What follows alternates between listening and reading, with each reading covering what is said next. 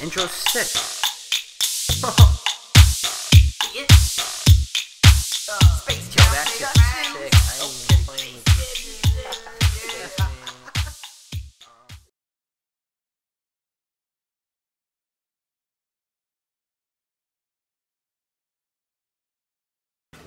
Hi, this is V. Marie, coming from the Spaceport here in Mobile, Alabama. We're here interviewing new artist, Eterniti Everlasting. Hello, good people.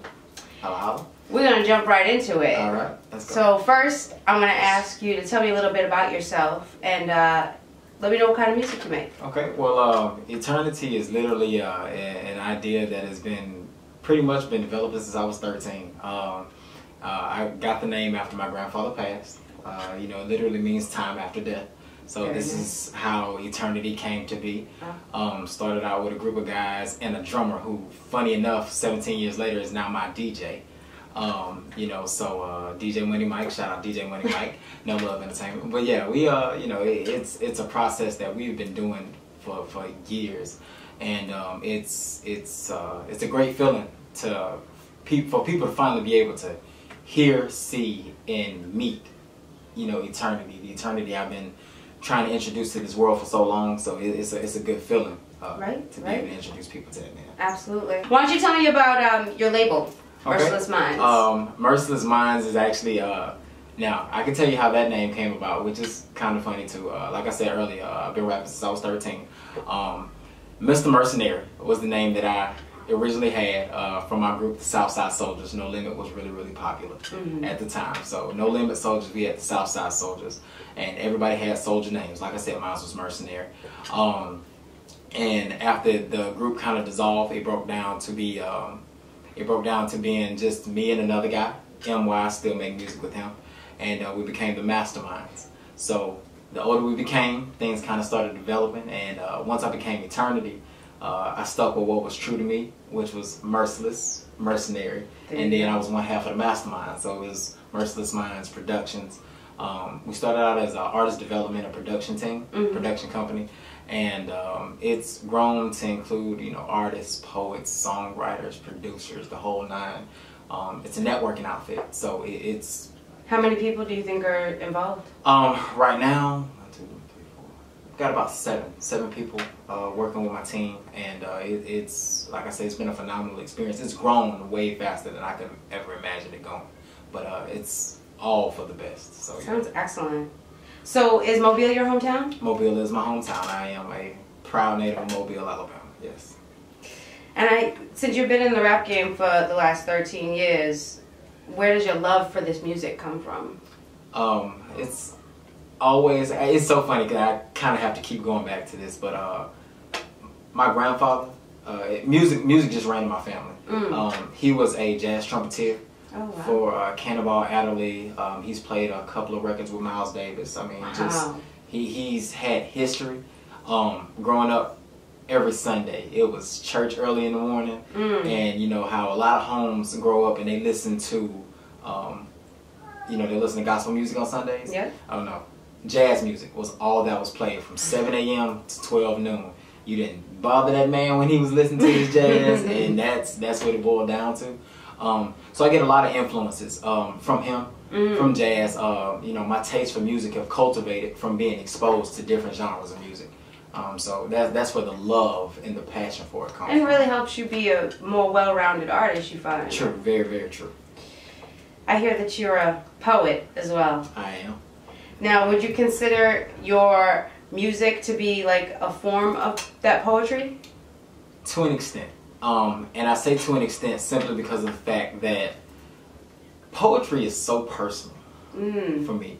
And music can be personal too, but you know, with the way the industry is set up, and you know, you have to be able to make music that appeals to hundreds, thousands, millions of people. So you have to be universal with the music.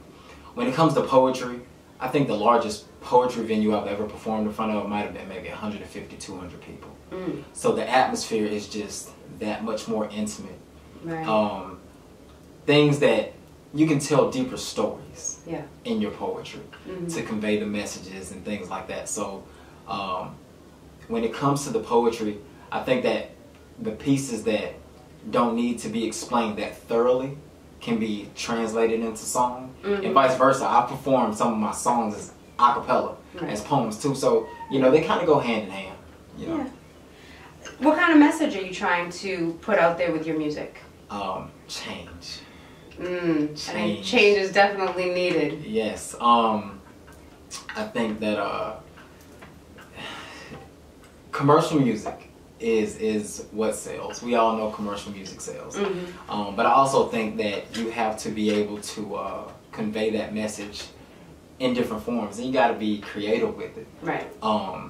You know, there are a few artists that are out right now that I think really embody that spirit, and with the way that music is going at this time, I feel like if they continue to cultivate the culture of hip-hop, because hip-hop is more than just rappers. You know, it's the b-boys, it's, you know, like it's dance, it's the way you dress, it's the way you speak, act, the entire line. Yeah. You know, so a while back they had the whole hip-hop is dead. I don't think hip-hop is dead, but I think it's evolved. But at the same time, with it evolving, you have to keep the core of what hip-hop was, and I feel like too many artists got away from that. Yeah. And I'm trying to bring that back, in a sense. Not just to the local scene, but I mean, like on a grand scale, yeah. Yeah. Is there like an artist that you can name that is inspiring you to do this? Who right now? J. Cole, Childish Gambino, Kendrick Lamar, Chance the Rapper, Big Crit, David Banner. Those 6 right now, to me, are at the top of the influential music chain when it comes to hip hop. Not to say that everyone else is gonna feel that same way, but just listening to the lyrics. Lyrics, that's another thing about it. You know, so many people right now only listen to the beat. I feel like artists are writing for beats, they're writing for likes versus writing for message, writing for change. Right. And when I listen to those artists, I get something totally different out of their music than I would from, you know, anything that you might hear on the radio all the time or something like that. So. Well, before I get into your single, Okay. Big controversy this week with Kevin Gates. I'm sure you've heard of his little incident this week of kicking a fan in the chest. Yeah. What are your thoughts on what this industry does to people? It seems like they make a lot of money and then they lose their damn minds. I completely agree. You know, I think about, like, I don't know, have you heard the Response record that he released? I have. I think it's in poor taste for you to address a mistake as a way to also market and promote yourself. That's not an apology. That's you making money off of you messing up on a grand scale. And I completely agree. You know, and I hated to play devil's advocate, but I asked you that because I just feel like that's exactly what he did. You know, it was a marketing machine. It was a PR flip. I mean, if you were wrong, you were wrong, and he was wrong. You know, all I say is good for his PR team, because they certainly took a horrible situation, an act of violence, and totally flipped it to his benefit. I agree. It's one of those things where, you know, we always say hindsight is 50-50, and you think about what you would have done after, but I think even in the heat of the moment, just being on that stage, no matter what a fan does, like, those are your fans. Those fans get you to the level that you're at right now. Because if they were not supporting you, you wouldn't be able to be at that concert, to do that show, to sell this record, so on and so forth. So, one, like you said, for them to make a record about it, I think it was in poor taste. I think it could have just simply been, you know, I overreacted, I apologize, you know, try to make up with the fan, not make it such a public persona. Even though the video leaked, I mean, it got out as a celebrity, you know, that's your life. But you have to be careful how you portray yourself in all forms of media. I mean, because... And you have security. Yeah. You have people that handle that for you, security, Kevin. Yeah, definitely. So back to you, okay. who doesn't kick women in the chest. Definitely Let's not. just put that out there. Definitely You have a single out. It's called Vendetta. Vendetta. Yes. They said I'm back with a vengeance, more like a vendetta, get out of the way. Playtime is over, lil' homie, your dudes, y'all be funny when talking about pay. See, fuck you, pay me is the motto, cause dollars and cents only thing that makes sense. What were you thinking creatively when you conceptualized this piece? Vendetta is, it is my breath of fresh air. For so long, I have been in a state of mind where music wasn't fun. And when music isn't fun for you to make anymore as an artist, like I found other outlets. I wrote and I did more poetry and I produced and things like that, but I wasn't really writing songs. And I had a chance to do a feature for one of my artists, and it was just so refreshing to hear a different vibe, a different feel.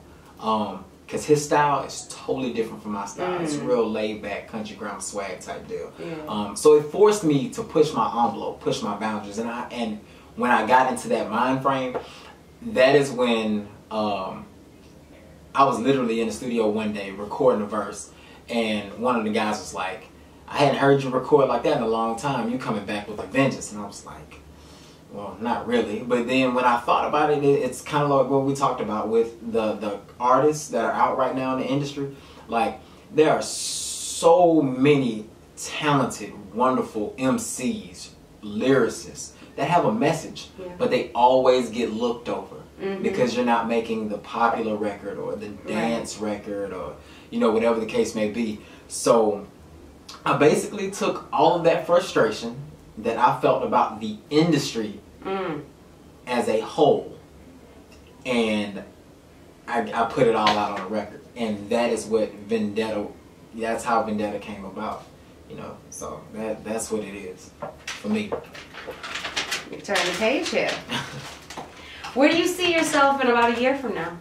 Oh, on somebody's award show. On somebody's award show.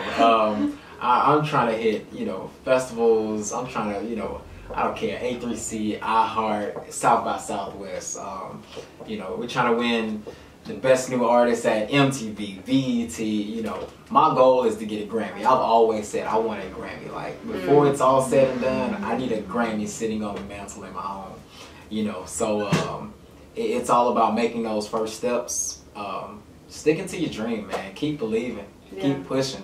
And that is you know, on tour for somebody, maybe my own, wherever I'm at, you know, I'm gonna be happy as long as I'm doing music and I'm able to perform, because I love to perform. So as long as I'm able to keep performing, you know, God willing, I'm happy just to be here and be doing music. So yeah. Have you come across any unexpected surprises so far pertaining to the industry?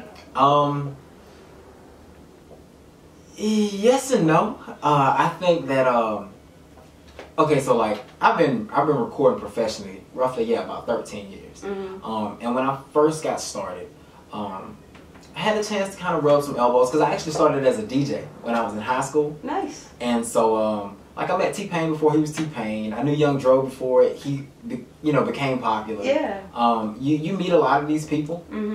And you see them and it's like, oh man, they're so and so forth. But when you actually get to know these people, like before they are who they are, some of them change, some of them don't. But you make the fame. Fame doesn't make you. And I think that has to be, I think, one of the biggest things for me. Always stay humble. Always stay humble. So when you talk about, you know, like surprise, it kind of gets to me, or it used to get to me, when people that I actually knew, you know, turned into these big successful people. Or they started going on these different levels, and you know, they say one thing and then you see them do something else. Right. And then too, I think that as far as the business aspect of it is concerned, it gets so much different. Things have changed so much over the last 10 years. I mean, the last 5 years, really. The last 20 years down.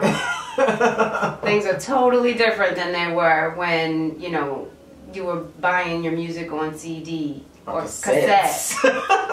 Yeah. Cassettes. Cassette tapes. Cassettes. I still have some, by the way. They're rectangle. The kids are like, what's a cassette? What should we expect from an Eterniti Everlasting mixtape or LP? Okay, well, the biggest differences, I make my mixtapes. Mm-hmm. I like to have fun with my mixtapes. So the music that you'll hear from the mixtape is going to be a little bit more of the stuff that I feel like I just want to kind of have fun with. Mm-hmm. It'll have more of your club records. It'll have more of your, you know, kind of like your party songs and just catchy, you know, catch as catch can, you know, tour music. That's what I call it. You know, you kind of have to have those two different crowds. Yeah. My albums, on the other hand, the subject matter tends to get a lot deeper. Yeah. I'll have, you know, a few songs that I'll push more so towards single, you know, think radio, things like that. But my albums are for my diehards, and I'm slowly but surely starting to try to integrate a little of the two. Mm-hmm. But for me, it is about giving you, you know, full on, honest truth. Like, give me 3 topics of conversation on an LP. Police brutality. Mm. Society standards in general. Yeah. And I don't know. I challenge more societal norms on albums. Yeah. We just finished recording, like, Vendetta's the single right now. But I'm kind of working on a mixtape and an album at the same time, which the mixtape is kind of turning into an album almost. But I have a song called Truth, which I might have to change since Kevin Gates wanted to release a song called Truth. But it talks about everything. Like, what would you do if literally it says, what would you do if I told you everything that you knew as the truth was a lie? That's how it starts off. And I think people are going to be impressed, intrigued. I'll probably rub a few people the wrong way. You know, we probably doing something right if that's the case. Yeah, you know, I'll probably rub a few people the wrong way with some of the lyrics, but I mean, if I don't challenge your thinking, somebody has to. You know, you can't just believe everything that you're force fed through media outlets, through, you know, world news, through so on and so forth. You got to research yourself. Absolutely. I find more of me as a person in my albums versus just making music to put out for the general public. That's a really good. And that's the fine line between it. You'll hear more of who I am as a person in my albums, and you'll hear more of like what you want from the mixtapes. So that's the biggest difference. It has been amazing talking to you. I feel like I've learned so much. Same here, pleasure. This is Eterniti Everlasting. I'm V. Marie. We're here at the Spaceport. We'll catch you again soon. Have a good night.